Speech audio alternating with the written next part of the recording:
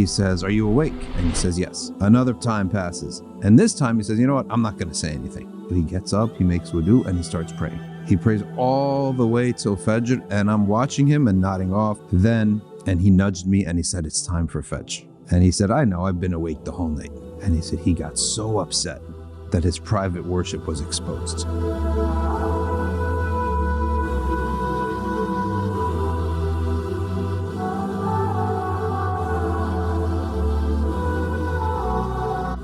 Bismillah ar-Rahman ar-Rahim. We continue with our stories of the Awliya. This is our Ramadan series this year. Last video we talked about private worship. Ibadah in private is the fuel of sincerity. What happens when your ibadah is in public and you can't help it but be in public? So how do you react to that? So here we have a story, an amazing story of Abdullah ibn Mubarak, and one of his friends basically says he lost Abdullah ibn Mubarak. He lost him as a friend. And he said, what happened? He said that we were both fighting, and Abdullah ibn Mubarak, he is one of the early Muslims, and he was known as a Hajjun Ghazi. He would make Hajj one year and he would go out and serve in the military one year. So one year they were together in a tent, and Abdullah ibn Mubarak asks him, he says, "Are you awake?" And he says, "Yes." Then some period of time later, he says, "Are you awake?" And he says, "Yes," again. Another time passes. And this time he says, "You know what? I'm not going to say anything." He says, "Are you awake?" And I don't answer him.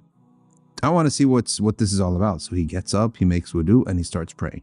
He prays all the way till Fajr, and I'm watching him and nodding off and staying awake and nodding off. But I know he's praying.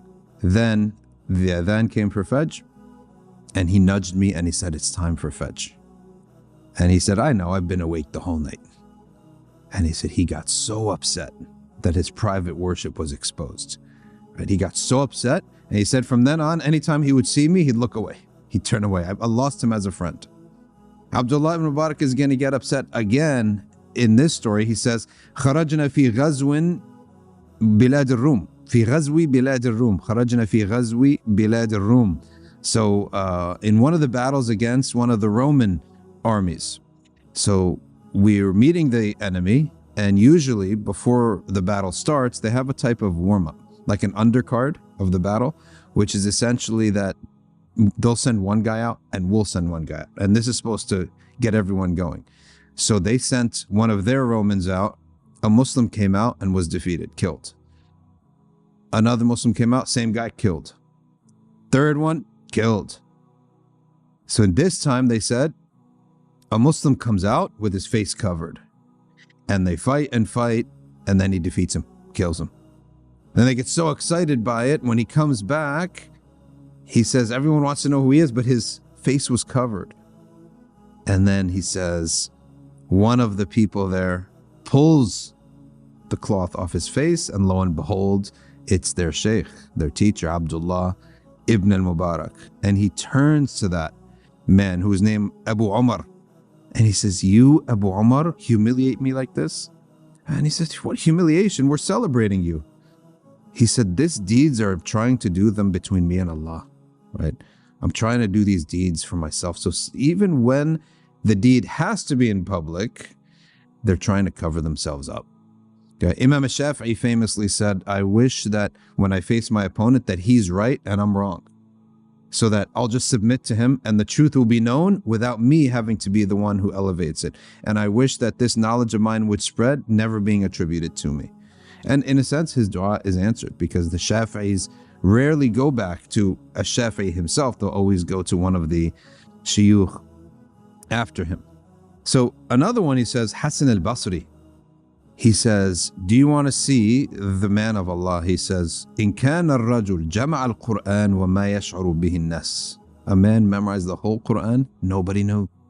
He says, or a man قد فقه الفقه الكثير وما يشعر به الناس. A man has amassed a lot of jurisprudential knowledge, but nobody knows.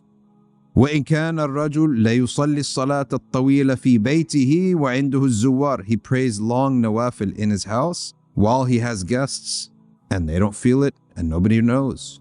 He says, وَلَقَدْ أَدْرَكْتُ أَقْوَامًا. I met many people, they would never do a deed in public that they could do in private. He said, this is a sign of sincerity. is that people have these spiritual achievements, but nobody really knows. He successfully covered them up. All right. This is the proto-Malamiya. The proto-Malamiya. The Malamiya were people who did a lot of ibadah and a lot of good deeds, but they covered it up. And there's an acceptable way to cover it up, and there's an unacceptable way. The unacceptable way of covering up your deeds is by doing things that are discouraged, leaving off confirmed sunan, right? Or in even coming close to blameworthy things, just so people don't say that you're this, that, and the other. And that's what they would call the Malamiya and the blameworthy versions of that. In our more modern times, some of them would sit at coffee shops and laugh out loud, right? Just to cover up so people think that they're blameworthy. So that's actually blameworthy. Now another one here says, Ali ibn al-Husayn Zayn al-Abidin. So you have Sayyidah Fatima, Sayyidina Ali, and they had, of course, al-Hasan al-Husayn, and then al-Husayn has Ali. Al-Husayn named his only surviving son after his father. So he is Ali Zayn al-Abidin ibn al-Husayn. He, when he was being washed after his death, they found 2 black marks on the area of his shoulder blades.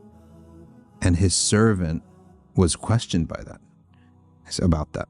And he says, yeah, this is because he used to go out to feed the poor at night, and he had all the food in his bag, like bread and fruits and all that, and he'd throw it over his back. And if he was on the other side, he'd throw it over on the other side. So day after day and year after year of doing that, he actually got welt marks, black marks on his back. So they said, why don't you carry it for him? And he said, I told him many times this. And he says, are you going to carry my sins on the day of judgment? You're going to carry my, or who's going to be asked about this, me or you? So he used to do it himself. And when he died, only when they discovered these black marks, they knew it was him who was giving that sadaqah to the people. The people never knew. So how did he do his public deed? It's like public deed, it has to be done. He covered it up by doing it at night, late at night when nobody was looking. Then you have another one, Ayyub al-Sikhtiyani. He lived in the time of Imam Malik, and Imam Malik took hadith from him, and he was from Mecca. Imamun kabirun min a'immat al-tabi'in wa 'abid. And he was a worshipper and a scholar, and he used to teach hadith. And in certain times, he would begin to get emotional in the hadith, and he would weep. And it says here, فَيَلْتَفِتُ وَيَتَمَخَّطْ وَيَقُولْ مَا أَشَدُّ الزُّكَامِ. He would turn aside, pull out a handkerchief, and start sneezing in it and blowing his nose. Sir, I have a cold. So that people don't say, oh, mashallah, Shaykh gets so emotional. And he's so touched and he's weeping. And this is where this Prophet ﷺ said, فَإِن لَمْ تَبْكُوا فَتَبَاكَوْا. If you don't weep, then make yourself weep. What that means is that doesn't necessarily mean that you're supposed to make yourself weep. Then people will say, oh, how pious is this reciter? He's weeping. No, the meaning of that is that when you recite these verses of punishment, of bad things that happened, you're not supposed to just recite it casually. You're supposed to stop and contemplate and think, like, this could have been you, right? Or what happened to these people? Severe punishment. You don't just keep reciting as if nothing happened. That's the meaning of it, as opposed to public displays of weeping. And here a man came in the mosque in Medina, and he begins weeping in sujood. And Abu Umam al-Bahili, radiallahu anhu, a Sahabi, he says to him, he nudges him, and he says, لو كان هذا في بيتك. This is better off to do in your home. So by the Sahaba doing that, we now know that when the Prophet ﷺ says, if you don't weep, then make yourself weep, doesn't mean make a public display of your emotions and your worship. This stuff is supposed to be left between you and Allah subhanahu wa ta'ala. And when it has to be in public, these are some of the techniques that the Salaf used in covering their tracks, so to speak, or not letting people see their deeds with Allah. Sallallahu alayhi wa sallam. Muhammad wa ala alihi wa sahbihi wa sallam.